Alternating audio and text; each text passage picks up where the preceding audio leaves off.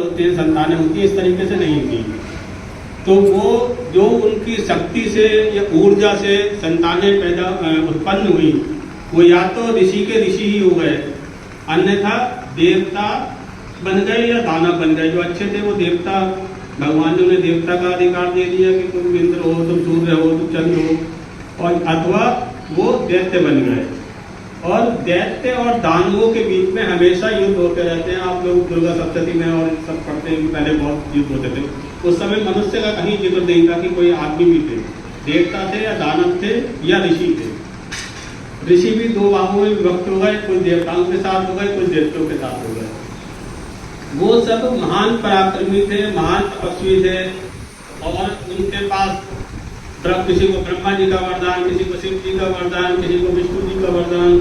तो बहुत ज़्यादा तपस्वी और बहुत ज़्यादा पराक्रमी थे, चाहे देवता थे या दानव थे। और उनमें भयंकर युद्ध की स्थिति बनी रहती थी।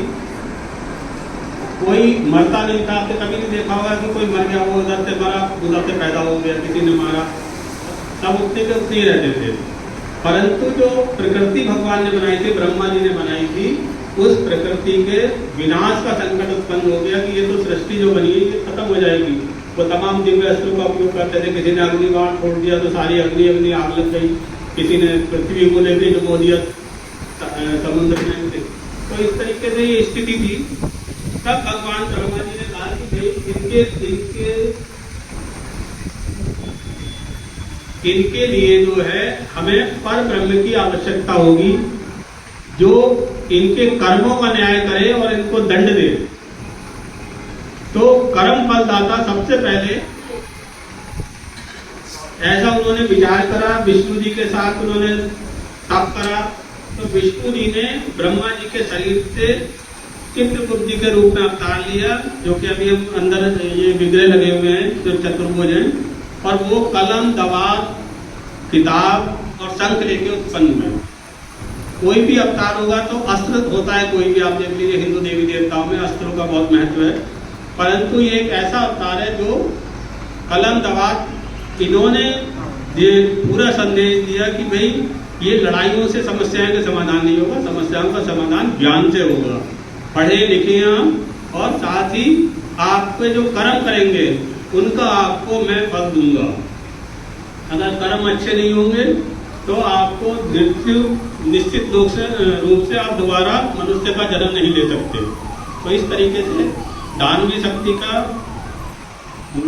लगातार द्वापर युग तक आगे दानवी शक्ति हमारी समाप्त होती गई, और देवता लोग अपने अपने कार्यों को अपने उनको फलीप्रकार कर रहे हैं। हम इसी तरीके से मनुष्य को भी जो कहते हैं कि विष्णु जी पालन करता है।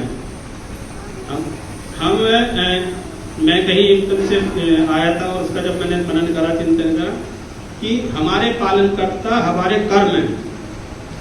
कर्म जो है, आप जिस तरीके से जैसे कर्म करेंगे उस तरीके से आप अपने परिवार को पाल सकते हैं। आप पढ़ाई लिखाई करके अच्छे पद पे जाएंगे, अच्छी तरीके से पालेंगे। आप कुछ नहीं करेंगे, नहीं पढ़ पाएंगे, कुछ नहीं कर पाएंगे, आप मजदूरी कर रहे हैं तो आप उस तरीके से पालेंगे, आप किसानी कर रहे हैं उस तरीके से पालेंगे। तो पालन करते आपके कर्म है, और कर्मों का निर्धारण भगवान चित्रगुप्त जी पहले ही करते भेजते हैं कि जन्म के साथ ही हमारे पुराने कर्मों के हिसाब से, पुराने जन्म के कर्मों के हिसाब से, कि जो गुप्त चित्र बना के हमारे जन्म के साथ आता है कि भाई आपको ये कर्म करने हैं। फिर भी हम उन कर्मों को नहीं कर पाते हैं।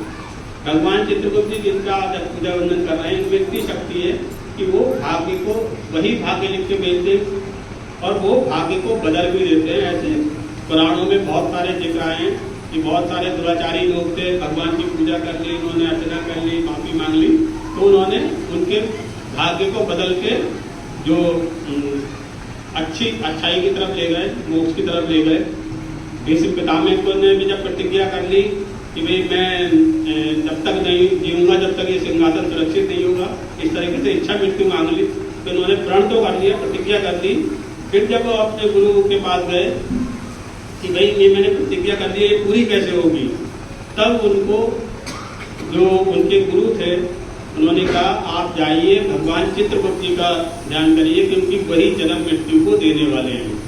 वो चाहें तो आपकी या इच्छा मृत्यु को आपका जो भी मृत्यु को इच्छा मृत्यु को बदल सकते हैं, या आजीवन आपको पूरा मतलब बिना मरने का भी वरदान दे सकते हैं।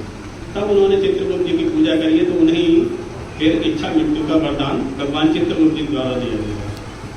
कोई ऐसे भगवान चित्रगुप्त जी की आज हम आराधना कर रहे हैं, पूजा कर रहे हैं। जय भगवान चित्रगुप्त जी।